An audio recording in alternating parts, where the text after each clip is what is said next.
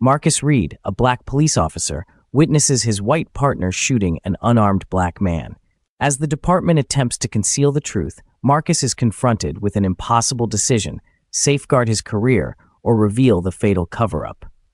Will he jeopardize everything for justice or remain silent to protect himself? Stay tuned to discover Marcus's choice. Also, share a comment about where you're listening from and subscribe if you appreciate our stories. The sun descends over the city skyline, bathing the tranquil neighborhood in a warm amber light. The streets are almost deserted, with the occasional distant hum of a passing car breaking the silence. Officer Marcus Reid sits quietly in the passenger seat of the squad car, watching the fading daylight, feeling the familiar tug of exhaustion. It's been a lengthy shift, nothing remarkable. Routine calls, a few traffic tickets, and stretches of uneventful patrols. But uneventful is good, he reminds himself. It means safety. Marcus's partner, Jim O'Reilly, is at the wheel. Jim is the type of cop Marcus has never fully felt comfortable with. Overzealous, too forceful, and always seeking the next confrontation. A heavy silence envelops them, only interrupted by the occasional crackle of the police radio and Jim's impatient fingers drumming on the steering wheel. Unexpectedly, Jim's posture becomes rigid. His eyes fixate on a black sedan speeding slightly through a residential street. The radar indicates 41 in a 35 zone. Jim smirks. Looks like we got one. Marcus straightens up, his body instinctively tense as Jim activates the squad car's flashing lights. The familiar red and blue lights flash over the street, casting eerie reflections on the quiet houses they drive past. The black sedan pulls over, its turn signal blinking mechanically, coming to a stop beneath a large oak tree. The sound of crickets fills the air, blending with the low hum of the squad car's engine. Jim's grin broadens, resembling a predator stalking its prey. "Bet he's got something to hide," Jim mutters under his breath. Marcus remains silent, a knot forming in his stomach. Jim's enjoyment in these moments always unsettles him. He knows this routine too well. What should be a simple traffic stop could escalate in an instant. Marcus has learned to anticipate the unexpected, but tonight, the tension feels more intense. As they approach the vehicle, Marcus notices the driver, a young black man with short twists, nervously glancing at them through the rearview mirror. His hands tightly grip the steering wheel, his knuckles pale against the dark leather. Fear is evident in his eyes. Marcus steps forward on the passenger side, looking through the window. Over the years, he's learned to recognize subtle signs of fear. This young man, Jamal Hayes, appears genuinely terrified. Marcus speaks first, his voice calm yet authoritative, aiming to reduce the tension. "Hey man, just stay calm. We're just checking things out, all right?" Jamal's eyes shift toward Marcus, but before he can respond, Jim approaches the driver's window, his hand resting on his holster. License and registration. Now, Jim's tone is harsh, almost too harsh for the situation. The sharpness in his voice cuts through the still air, causing Marcus to wince slightly. Jamal nervously fumbles, his movements erratic, hands shaking as he reaches into the glove compartment. "I'm just heading home, sir," Jamal stammers, his voice cracking. "Didn't mean to." Out of the car, Jim interrupts, his voice cold. He steps back, his hand dangerously close to his gun. A chill runs through Marcus. His eyes dart between Jamal and Jim. This wasn't supposed to happen. Traffic stops, especially for speeding, should be straightforward. Write a ticket, inform the driver, and move on. But Jim's stance is stiff, his movements abrupt. Something's amiss. This shouldn't be unfolding this way. "Jim," Marcus says soft split second. "Gun!" Without a moment's hesitation, Jim's hand reaches for his gun and fires. The gunshot is deafening, breaking the silence of the quiet street. The scent of gunpowder lingers as Jamal jerks violently in his seat, his body slumping forward, blood soaking through his white t-shirt in a dark, spreading stain. Marcus's breath catches. Time slows, the world narrowing to him and the sound of his pounding heart. His ears ring. For a fleeting moment, everything is still. Jamal's head droops forward, lifeless against the steering wheel. "Jesus," Marcus whispers, his mind racing. Did that truly just happen? He glances at Jamal's hands, now limp at his sides. No weapon, no gun. Jamal's hands were empty. Panic tightens Marcus's chest as his pulse races. Was there even a threat? His mind replays the scene repeatedly. Jamal wasn't reaching for a weapon. He was just scared. But now he's dead. Jim lowers his weapon, breathing heavily. His expression shows no remorse, no shock, just cold calculation. Slowly, Jim turns to Marcus, his face hard and emotionless. His icy blue eyes pierce through Marcus like knives. "You saw what I saw, right?" Jim's voice is calm, almost casual, as if discussing what to eat for lunch. But Marcus senses the gravity in those words, the unspoken command behind them. His body tenses. This is more than a question. It's a warning. Marcus's throat tightens. His mouth is dry, words forming but unable to emerge. He understands Jim's intention. Jim is shaping the narrative before it begins. Marcus feels like he's standing at the edge of a cliff, unsure whether to leap or retreat. The blood on Jamal's shirt spreads, darker and larger, stark against the innocent face now motionless. Marcus stares at Jamal's empty hands, frozen by the weight of the truth. His eyes meet Jim's again. Jim's face remains unreadable, but his eyes are cold and demanding. "You saw what I saw, right?" Jim repeats, his words lingering like a noose tightening around Marcus's throat. Marcus feels the crushing pressure of the moment. One wrong word, one wrong move, and his entire world could unravel. The immediate aftermath of the shooting is a disorienting blur. The once quiet street where Jamal Hayes lay slumped in his car now buzzes with activity. Flashing lights, yellow tape fluttering in the night breeze, and the low murmur of voices as police and crime scene investigators swarm the area. Camera flashes intermittently light up the darkness, highlighting the horror of what just occurred. Marcus stands frozen near the patrol car, unable to move, as his surroundings blur in and out of focus. Jamal's lifeless body is placed into a body bag. The sight makes Marcus's stomach churn, but he feels too paralyzed to look away. His mind keeps replaying the moment the gun fired, the deafening pop, the sudden stillness. He wasn't a threat. There was no gun. The truth resonates in Marcus's mind like a bell no one else can hear. The sound of radio chatter and the commotion around him pulls Marcus from his stupor. Jim stands aside, casually speaking to the captain, gesturing with his hands as if recounting an ordinary event. There's no hesitation in Jim's words, no tremor in his voice. His partner's ease chills Marcus to the core. To Jim, this is just another day on the job. Perp made a sudden movement, Jim states matter-of-factly. He reached for something. I had to act. The captain nods solemnly, already absorbing the story without question. Marcus feels a lump in his throat as the words attempt to reach something deep inside him. He knows Jamal wasn't reaching for a gun. He was unbuckling his seatbelt, or perhaps grabbing his license. But now, those words have taken root, and Marcus understands how easily they'll become the department's truth. Minutes later, back at the precinct, Marcus is called to the captain's office. The hallway feels longer than usual, his steps weighed down with every stride. Officers glance his way, but no one speaks. The silence is suffocating, a quiet, unspoken pressure. Inside the captain's office, the atmosphere is thick with certainty. The captain, a grizzled man with decades on the force, sits behind his desk, reviewing a preliminary report. Without looking up, he speaks as if everything has already been decided. "Shoot," the captain states, his voice flat and mechanical. Kid reached for something. O'Reilly reacted like he was trained to back him up, and this whole thing blows over. The captain finally meets Marcus's gaze. It's not a request, it's an order. Marcus feels the room closing in on him. The air feels thin, making it hard to breathe. His throat tightens as a wave of nausea hits him. He swallows hard, aware that his next words could determine everything that follows. His mind races. If he complies, everything remains the same. The department protects him, Jim remains his partner, and he becomes just another cog in the machine. But the image of Jamal's body flashes in his mind again, that look of terror frozen on his face. "Sir, Marcus begins, his voice wavering. The captain cuts him off. "Look, Reid," he says, leaning forward, his voice a low growl. "These things happen. You've been around long enough to know that. It's part of the job. We're not out there to hesitate." O'Reilly acted by the book. You need to have his back on this. Marcus stares back, the weight of expectation crushing him. He understands what's expected. This is the unspoken code of the Force, the blue wall that keeps everything intact. You don't betray your brothers.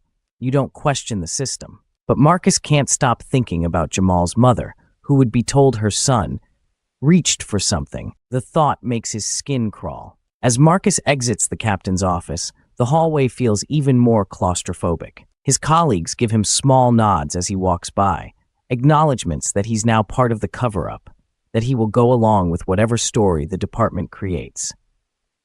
These nods aren't friendly, they're expectant, knowing. The unspoken message is clear: you're one of us. Don't make waves. The locker room is eerily quiet as Marcus enters. He can hear the faint hum of a radio in the background, but it does nothing to alleviate the heavy silence. As he stuffs his uniform into his locker, he feels someone watching him. He turns to see Darnell, a fellow black officer, leaning against the wall. Darnell isn't a rookie. He's been on the force a few years longer than Marcus, his face marked with the wariness of someone who's seen too much. His expression is serious, his eyes scanning the room before he speaks in a low, measured tone. "It's just how it is, man," Darnell says, folding his arms across his chest. "You know that. Don't stick your neck out." Marcus stiffens. Darnell's words carry hard-earned wisdom, but are also laced with resignation. Darnell has seen it all before. How the system swallows good men. How the truth gets twisted into something unrecognizable. He's lived it. Marcus knows Darnell's words are a warning. You say anything different from what they're telling you, you'll lose everything. Your badge, your pension, your family's safety. Darnell leans in closer, lowering his voice. "Look, you've got a wife, a kid. You can't save everyone." Marcus's jaw tightens as Darnell's words sink in. You can't save everyone. But that's exactly what Marcus wanted when he first donned the badge. He believed he could make a difference, be the change he wished to see. But now, standing here, he feels the weight of Darnell's cynicism pressing down on him. Is this really what it's come to? Is this what's left of the dream? Darnell pats him on the shoulder, a gesture that feels both supportive and condemning. "Take care of yourself, Reid," he says before walking away, leaving Marcus alone with his thoughts. The locker room feels colder as Marcus turns back to his locker, his heart pounding. He can't shake the image of Jamal's face, the fear, the confusion, the way his body slumped in the seat, lifeless. He tries to drown it out, to push it to the back of his mind, but it lingers. Later, as Marcus steps out of the precinct into the night air, he sees Jim leaning against his car, a cigarette dangling from his lips. His face is illuminated by the soft glow of a streetlight, casting shadows that make him appear even more sinister. Jim doesn't seem shaken by what happened earlier. If anything, he seems completely at ease. Kid's mom is gonna cry. But hey, Jim shrugs, taking a long drag from his cigarette, you do what you gotta do out there. Marcus feels a wave of nausea wash over him again. Jim's nonchalance is jarring. He acts as if Jamal's death was nothing more than a routine incident, something that comes with the territory. There's no remorse, no second-guessing, just cold indifference. It makes Marcus's skin crawl. As Marcus turns to leave, hoping to escape the conversation, Jim's voice stops him. "You saw him reach for something, right?" Jim's tone is casual, but the words carry a weight that sends a chill down Marcus's spine. Marcus freezes. His back is to Jim, his feet rooted to the ground. The world feels like it's spinning out of control. His mind races as he replays the moment over and over. Jamal's hands, empty, terrified. There was no gun, but Jim is asking him to lie. No, not asking, telling him. The pressure is palpable. Marcus opens his mouth, his heart pounding in his chest. The truth is right there, on the tip of his tongue. But before he can speak, the heavy thud of footsteps interrupts the moment. A police union lawyer, dressed in a crisp suit, approaches them, his expression calm and businesslike. Without a word, he hands Marcus a neatly typed statement. The paper feels heavy in Marcus's hands, as if burdened by more than just ink. "You're gonna sign this, right?" the lawyer says, his tone flat, devoid of emotion. It's not really a question. Marcus stares at the paper, his pulse racing. The statement is already written, the narrative neatly crafted. All he has to do is sign his name. That's it. One signature, and this whole thing disappears. Marcus's hand trembles as he holds the statement. His eyes flicker between the paper and the lawyer, his mind spinning. The weight of the decision presses down on him, suffocating. One signature, and he'll be part of the lie forever. Days after the shooting, the city simmers with anger. What began as whispers and online outrage has erupted into full-scale protests. People gather outside the police station, their voices rising in chants that echo through the streets. Justice for Jamal. No justice, no peace. The once quiet neighborhood is now filled with picket signs, anger, and grief. The police station, a symbol of authority, becomes the target of their rage. Inside the station, Marcus stands by the window, his hands resting on the cold steel frame, looking down at the crowd. It feels like another world outside, loud, chaotic, real, while inside the station, everything is cold and clinical. The disconnect between the two feels unbearable. The glass between him and the crowd seems too thin, like it could shatter at any moment, and he can almost feel the pulse of the people's fury beneath the angry chants. At the center of it all stands Vanessa Hayes, her face etched with the kind of pain only a mother can feel. Her hand grips a large framed picture of Jamal, smiling in his high school graduation cap, his face still full of promise and life. Her voice, though trembling, carries a strength that cuts through the crowd's noise. News cameras swarm around her, capturing every tear, every tremble in her voice. "My baby didn't deserve to die," Vanessa sobs, her voice cracking as she holds up the picture for everyone to see. "He was my only child. He was my life, and they took him from me. Jamal wasn't armed. He wasn't a threat. They shot him, and now he's gone." She breaks down, her voice barely above a whisper. "Why did they kill my baby?" Marcus feels like someone is squeezing his chest. He wants to look away, but he can't. Every word Vanessa speaks hits him like a hammer to the gut. "I know what happened," he thinks. "I was there." Guilt swirls inside him like a storm. He knows what he saw, Jamal's empty hands, the panic in his eyes before the bullet hit him. He knows the truth, but the truth feels like a prison he can't escape. Jim's words echo in his head, icy and indifferent. "You saw him reach for something, right?" Marcus's jaw tightens. How could he even think of going to Vanessa? How could he tell her the truth when his hands are tied by the weight of the uniform he still wears? "The system would crush me," he tells himself. "If he speaks out, Jim will get away with it anyway. And Marcus will be the one left out in the cold." He tries to convince himself it wouldn't make a difference, but deep down his conscience gnaws at him, louder and more relentless with every passing second. Behind him, officers move through the station as if nothing is happening. The police scanner hums with routine calls. Some officers glance out the window at the protest with hardened expressions, others with mild curiosity. But for Marcus, the room feels like it's suffocating him, the walls pressing closer, making it hard to breathe. Later that evening, after the protest disperses and the city settles into an uneasy quiet, Marcus is at home. His house, usually a place of refuge, now feels foreign, like a place where secrets shadows. His wife, Naomi, moves quietly through the kitchen, cleaning up the dishes after dinner, but there's tension in the air.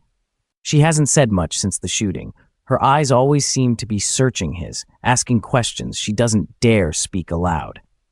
Marcus avoids her gaze, not ready to confront what she might see if she looks too closely. The doorbell rings. The sound is sharp, cutting through the tense silence of the house. Marcus exchanges a glance with Naomi, her brow furrowing in concern.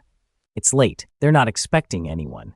When Marcus opens the door, he freezes. Standing on his doorstep, holding the same picture of Jamal that she had at the protest, is Vanessa Hayes. She's wrapped in a heavy coat, her eyes puffy from crying, but still filled with the determination of a mother who won't be silenced.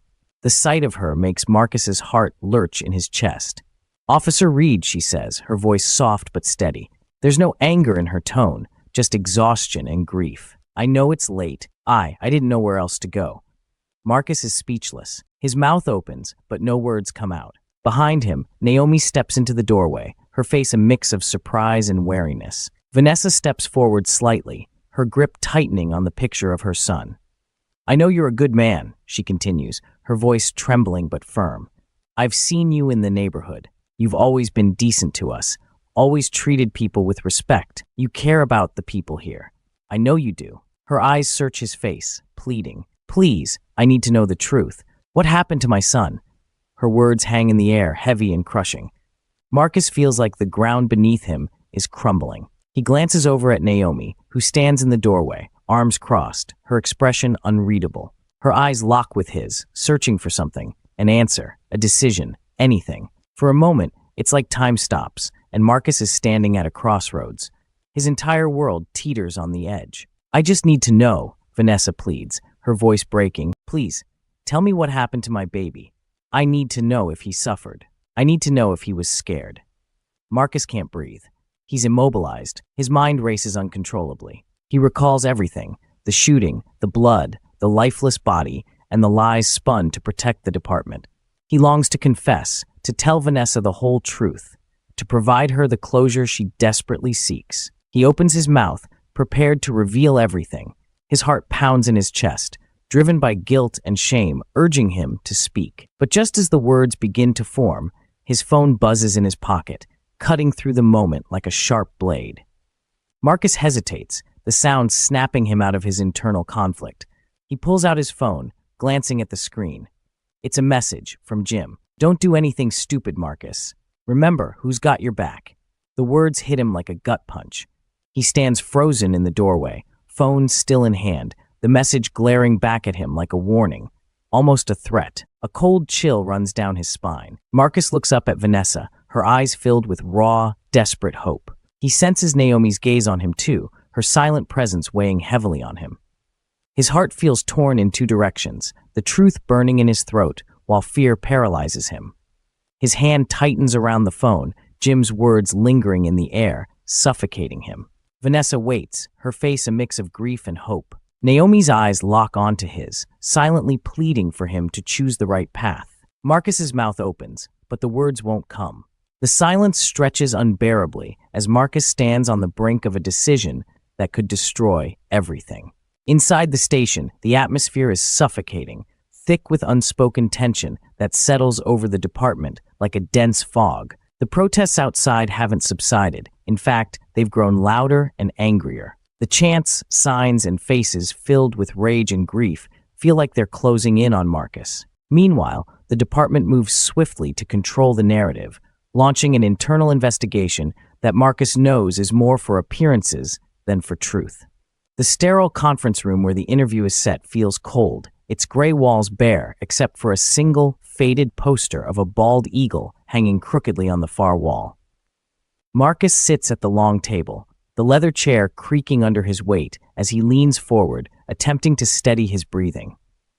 His pulse pounds in his ears, a steady drumbeat drowning out the distant sounds of ringing phones and muffled voices beyond the closed door.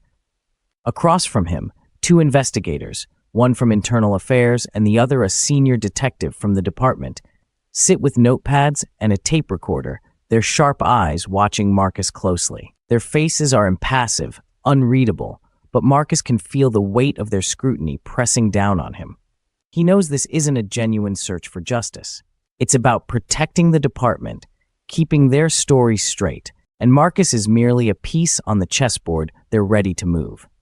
The lead investigator, a tall, thin man with a receding hairline and a voice dripping with false politeness, leans forward slightly, his pen poised above the notepad.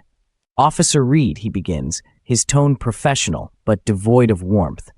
We're here to clarify the events that occurred during the traffic stop involving Mr. Flashes back to the night of the shooting, to Jamal's terrified face, his trembling hands on the steering wheel, and then Jim's voice, sharp and cold.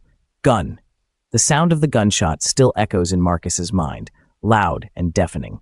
The question lingers in the air, and Marcus feels the weight of his response. His mouth feels dry, and he swallows hard, trying to calm himself. This is the moment. He has a choice to make. Either lie to protect his career and family, or tell the truth and risk everything. He can feel the investigators' eyes on him, their pens ready to capture his every word. Marcus starts, but his voice falters. His mind races, replaying the moment repeatedly. He pictures Jamal's face again, his wide eyes filled with fear, and his empty hands reaching for nothing but his seatbelt. There was no gun. There was never a gun. But if Marcus says that, if he tells the truth, Jim will come after him. The department will turn on him, and he knows it. The lead investigator presses further, leaning in slightly. Officer Reid, he says, his voice calm but insistent. Did Officer O'Reilly have reason to believe his life was in danger? Marcus hesitates, his chest tightening as if a heavy weight is pressing down on him. He can see Jim's face in his mind, cold, indifferent, and hear his voice, casual and callous. You do what you gotta do out there. Jim didn't see Jamal as a person, just another threat to eliminate. But Marcus knows the truth. He was there. He saw the entire event unfold. His pulse quickens, sweat beads on his forehead, and a deep, gnawing unease claws at his insides. His family flashes in his mind. Naomi, his wife, the quiet fear in her eyes, and their daughter, asleep in her room, unaware of the storm brewing around her father. What would happen to them if he told the truth? Would he lose everything? His job, his pension, their safety. Could he live with that? Officer Reid. The investigator's voice snaps him back to the present. The room feels too small now, too confining. The walls seem to be closing in, and the silence stretches, becoming unbearable. Marcus can feel their eyes boring into him, waiting, watching for any sign of weakness. Marcus shifts in his seat, his hands gripping the edge of the table as he tries to steady his breathing. He knows what they want him to say. He knows what the department expects from him. The lie is already there, ready to roll off his tongue. All he has to do is say it. All he has to do is protect Jim and move on. But the truth is like a weight inside him, pressing harder and harder, demanding to be heard. He opens his mouth, ready to speak, his voice trembling. I didn't. Suddenly, the door swings open with a heavy thud, startling Marcus. The tension in the room shifts immediately, as if a taut string was just severed. The investigators glance toward the door, and Marcus's heart skips a beat. Standing in the doorway is the captain, his broad figure casting a shadow over the room. His presence is commanding, his face unreadable, but his eyes flick to Marcus for just a moment heavy with unspoken meaning. He's here to stop this before it goes too far. Marcus can feel it. That'll be enough for today, the captain says firmly, his voice cutting through the thick silence like a knife. He steps into the room, addressing the investigators with a calm authority that leaves no room for argument. Reid, you're free to go. The investigators exchange glances, their pens still poised over their notepads, but they don't argue. The captain's word is final. Marcus doesn't move at first, his body frozen in the chair. The tension still grips him, his mind still racing. He hadn't even answered the question yet. The truth is still stuck inside him, burning a hole in his chest. The captain's eyes flick toward him again, and there's something chilling in his gaze. Something that tells Marcus everything he needs to know. They don't need him to answer. They've already decided what happened. The narrative is already in motion, and Marcus is just another cog in the machine. His role is to stay silent, to fall in line. Reid, the captain says again, more forcefully this time. You're dismissed. Marcus stands slowly, his legs shaky as he rises from the chair. He can feel the investigator's eyes on him as he walks toward the door, his mind a swirling storm of confusion and guilt. He doesn't know whether to feel relieved or terrified. The truth is still there, lurking in the back of his mind, but now he's left wondering. Did they already know?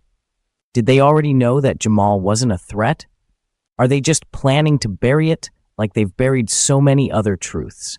As Marcus steps out of the room, the captain places a hand on his shoulder, stopping him for a brief moment. The captain leans in slightly, his voice low, meant only for Marcus to hear. Don't worry, Reid, the captain says, his tone deceptively calm. We're handling it. Just keep your head down and stick to the story. Marcus feels his stomach drop. Stick to the story. The lie is already the reality that will be presented to the public. And Marcus is just another piece in the puzzle, expected to play his part.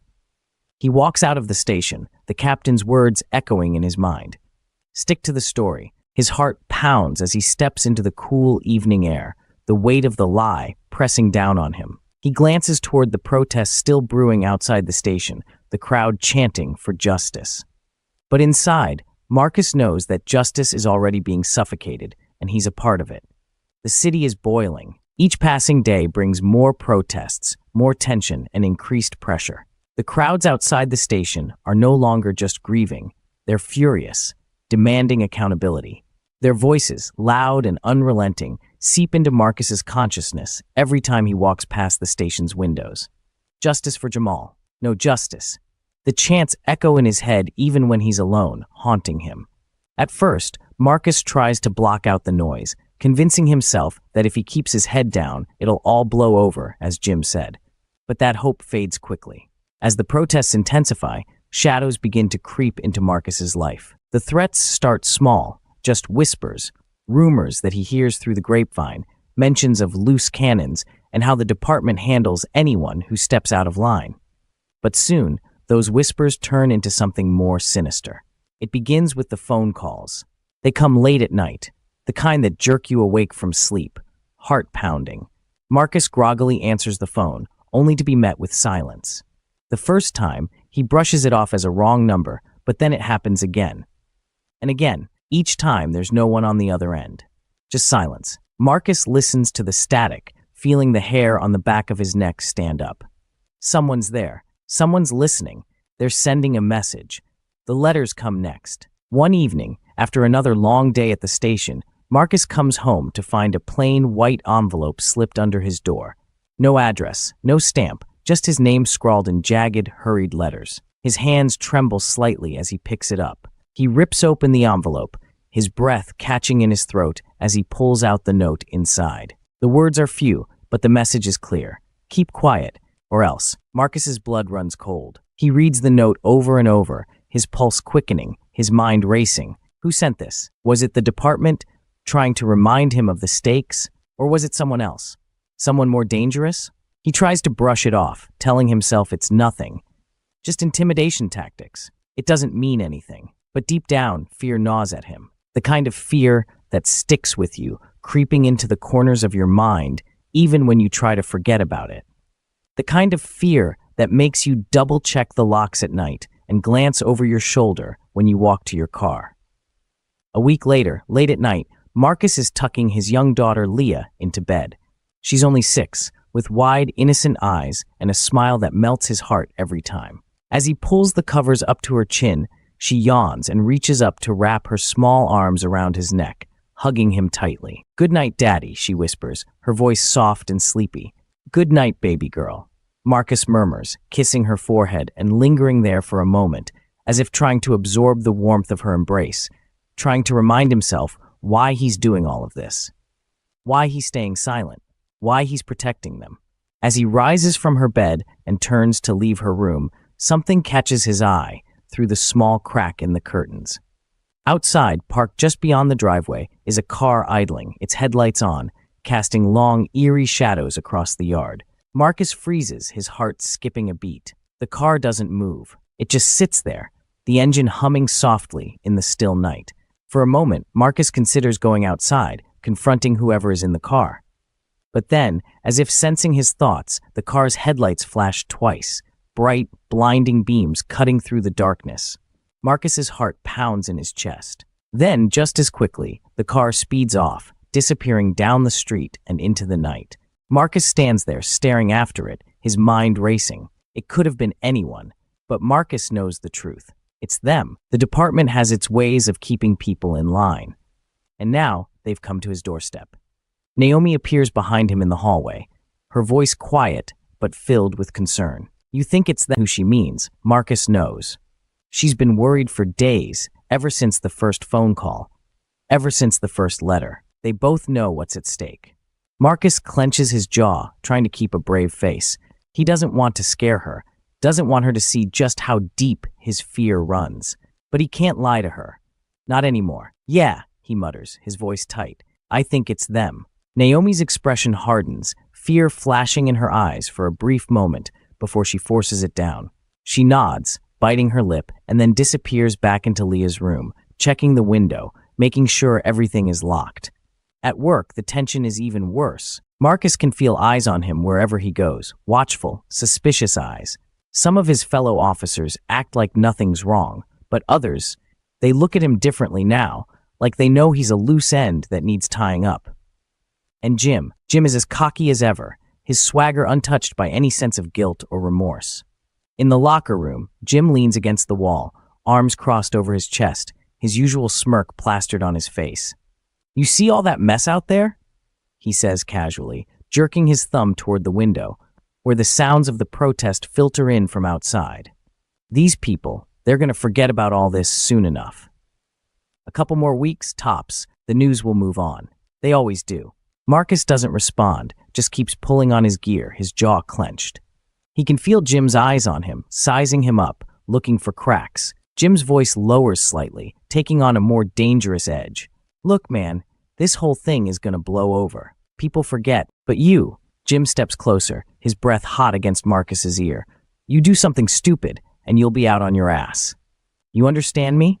Marcus stiffens, his fists clenching at his sides. He wants to turn and punch Jim, to wipe that smug grin off his face. But he knows he can't. Jim has the power here. And Marcus is stuck. Later that day, Marcus is at home, trying to lose himself in the routine of family life. Naomi is in the kitchen, preparing dinner, while Leah plays with her dolls on the living room floor. For a moment, it almost feels normal, like the storm outside their lives hasn't reached them here. But the illusion is shattered in an instant. The sound of breaking glass cuts through the air like a gunshot. Marcus spins around just in time to see a brick hurtling through the front window, the glass shattering into jagged shards that scatter across the floor like deadly confetti. Leah screams, dropping her doll as Naomi rushes into the room, her eyes wide with panic. Marcus, she cries, her voice filled with fear. Marcus's heart pounds as he rushes to the window, glass crunching under his shoes. Outside, there's no sign of anyone. The street is empty, as if the world had conspired to hide whoever just threw the brick. But it's the note attached to the brick that makes Marcus's blood run cold. He rips the note from the brick, his hands trembling as he reads the hastily scrawled words, "Rat, and your family gets it." Marcus stares at the note, his heart hammering in his chest, his mind spinning. He's been careful, he hasn't said anything. He's followed the rules, kept his mouth shut, but it doesn't matter. They know he's thinking about talking. They know he's a risk, and now they're threatening his family. Behind him, Leah is crying, her small body shaking as Naomi holds her close, her own face pale with fear. The sound of Leah's sobs fills the room, cutting through Marcus like a knife. His hands tighten into fists around the note, rage and fear mixing into a toxic swirl inside him. Just then, his phone buzzes in his pocket. Marcus pulls it out, his stomach sinking as he reads the message on the screen. It's from Vanessa Hayes. "I need to talk to you. I know what you're hiding." The late afternoon sun casts long shadows over the park, creating an eerie stillness that makes Marcus's heart race even faster. It's the kind of quiet that amplifies every sound, the crunch of leaves underfoot, the distant hum of traffic, the occasional bark of a dog. Marcus chose this park because it's secluded, away from prying eyes and listening ears, but now that he's here, the isolation feels suffocating. His nerves are frayed, every muscle tense as he sits on a bench beneath a large oak tree, watching the entrance to the park, waiting for Vanessa Hayes to arrive. His thoughts are a whirlwind of fear and regret. The threats, the brick, the note, they all flash through his mind. He's been trying to keep it together, trying to hold on to the lie the department has woven around him, but it's unraveling fast. And now, meeting Vanessa feels like the moment when everything could finally break. I shouldn't have agreed to this, he thinks for the 100th time. But it's too late. He's here. He has to face her. When Vanessa finally appears, Marcus feels a wave of anxiety wash over him. She moves toward him with a slow, deliberate gait, her face set in a hard, determined expression. She's carrying the same framed picture of Jamal she held at the protests, his smiling face staring back at Marcus as if asking him why. He stands as she approaches, but before he can say anything, Vanessa's voice cuts through the silence, direct and unflinching. "I know the department is covering this up," she says, not wasting any time on pleasantries. Her voice is steady, but underneath it, Marcus can hear the simmering anger, the deep well of grief that she's barely keeping at bay. "And I know you're part of it." Marcus feels his stomach drop. His heart pounds in his chest, a cold sweat forming at the back of his neck. He looks away, unable to meet her eyes, because he knows she's right. "I'm part of it." He swore to serve and protect, and now he's doing neither. Vanessa takes a step closer, her voice hardening. "You were there, Marcus. You know my son didn't deserve to die. You know he wasn't a threat. So why are you protecting the man who killed him?" Her words are like a punch to the gut. Marcus feels their weight settle on his shoulders, pressing down harder than any of the threats he's received. He can feel his carefully constructed words